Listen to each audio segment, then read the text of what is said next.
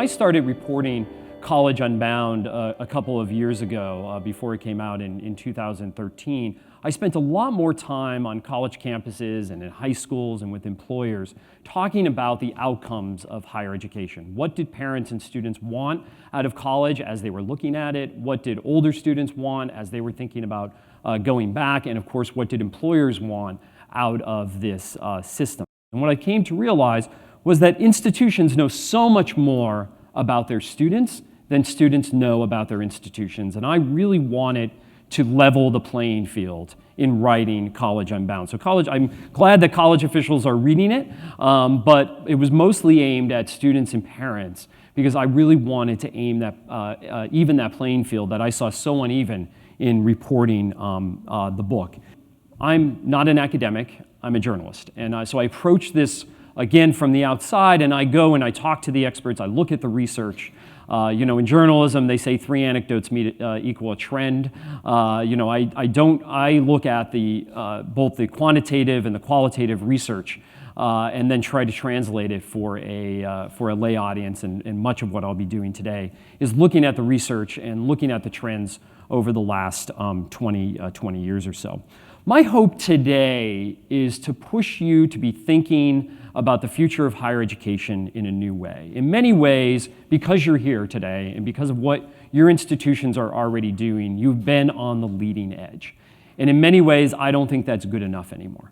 As Todd laid out in that slide about the trends, how the trends have just changed from 2013 to 2015, the depth of change in higher education is going to be tremendous in the next 10 years. And to stay ahead, you're going to have to do more than just have a suite of online programs in addition to whatever potentially you might be doing on the ground. Because higher education, in my mind, is really going to change in these next 10 years, and I'll be talking about who's going to be driving that change and the trends that are going to be driving that trend. But we noticed that there were many different motivations and mindsets for why they wanted to get a bachelor's degree. And a couple of them fell into that traditional grouping of students, right? There were the young academics. These were, the typical students who come out of high school very highly ranked, usually come from upper middle income families. They are very serious about their studies. They probably want to go on to professional school someday. When I was editor of the Chronicle, I used to have a ton of presidents come through my office, and everybody wanted more of these, right? They all wanted more of these young academics. One reason why, by the way, it really helped their U.S. News and World Report rankings. Then there was the coming of age students, right? These are the students who go to college as a maturing experience, right? That avenue between adolescence and adulthood. And then there were the career starters who are, in my mind, increasing in number. And these are students who at the age of 18 kind of know what they want and they want to get their career started as quickly as possible. And what was interesting as we started to dive deeper into the data, we discovered that those career starters were in many ways at the age of 18 had much more in common with adult students, the career accelerators, who were coming back to school to get ahead in their career than they did with their peer group, their 18-year-olds, right? They wanted many of the same services that those 34-year-old or 40-year-olds wanted, but schools saw them as two completely different groups of students because they were thinking of them as traditional or non-traditional. And then there were the industry switchers. There were a lot of my old colleagues in journalism who now have to go back to school to figure out a new career. And the last group that we identified were what we called the adult wanderers. And these were students who went back to school to get a degree, not quite sure exactly what they wanted to do, but they knew they needed a degree to get ahead in their job. And then we sized them. We made estimates of the size. And as you can see, the young academics made up almost a quarter of the group, and they were the largest, but not very big for how many institutions, in my mind, are trying to go after that one segment of the market. There's simply not enough of those students to go around for all the institutions that continue to go after these micro segments of the market. And why is that?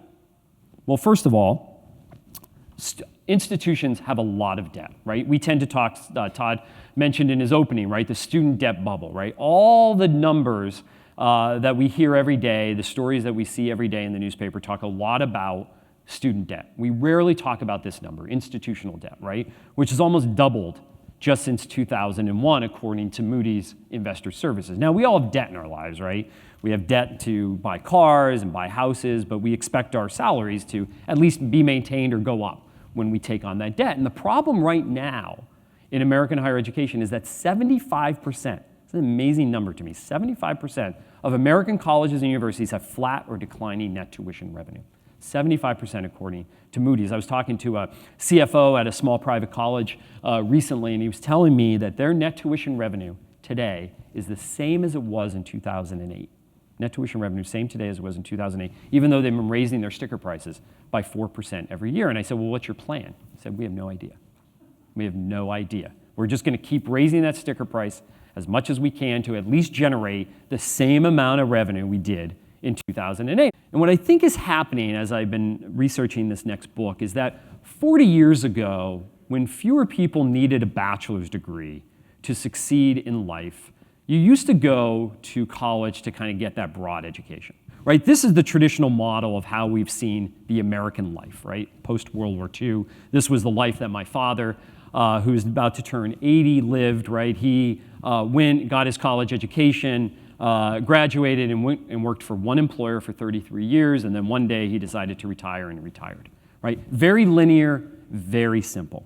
As I talk to students today, whether they're high school students, college students, or recent graduates, and even many of our lives, I think, are like this, it's a much different model, right?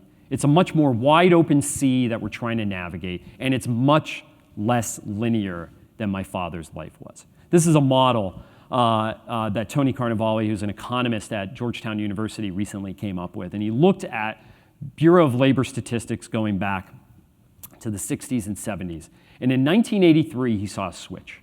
He saw a switch from that old model to the beginnings of this new model, where students graduate from college and they move into what he calls a learning and earning period, where they're not really in a career for a while. Then they eventually move into a full-time job, which, by the way, they're still never done learning, and then transition to retirement. They don't easily move into retirement and then eventually move into full retirement. This is a great quote from Alvin Toffler talking about this idea of literacy in this century will be about those students who can learn, unlearn, and relearn throughout their lifetimes. So what does this look like? Right? Right now we have kind of this, we keep talking about the diversity of American higher education, and sure, we have big colleges and small colleges in urban areas and in rural areas, we have publics and privates and in for-profits, but for the most part, and I've been on a lot of campuses over the last couple of years, for the most part they really operate the same, right? They all start usually in September and end in May, right? They have 14, 15, 16-week semesters. So for the most part, they're very much alike. And I think in the future, we're going to see many different pathways through higher education. Some of them, I think the institutions that will survive and thrive, are institutions that set up multiple pathways for students to go through. I could be sitting at home on a Saturday afternoon and I want to learn something quickly. I could sign up for his course and within minutes be taking it, right? I don't need to apply. I don't need to wait for the course to start. I don't need to wait for an admissions decision. I could get on, learn what I want, and get off quickly. But one of the things I found about change in the last couple of years is that we tend to overestimate its speed, right? We think it's going to happen tomorrow, but we tend to underestimate the depth of change, right? I think about my own industry, right, the newspaper industry. When I was sitting at conferences like this in the late 1990s, and somebody said, one day, people will read a newspaper on a desktop computer, and we're all shaking our head, never going to happen. And what are we reading newspapers on today, right? Devices as small as this that we could have never predicted even 10 years ago. Thank you for your time today. There's a microphone at the center of the room, and welcome questions or comments. Thank you.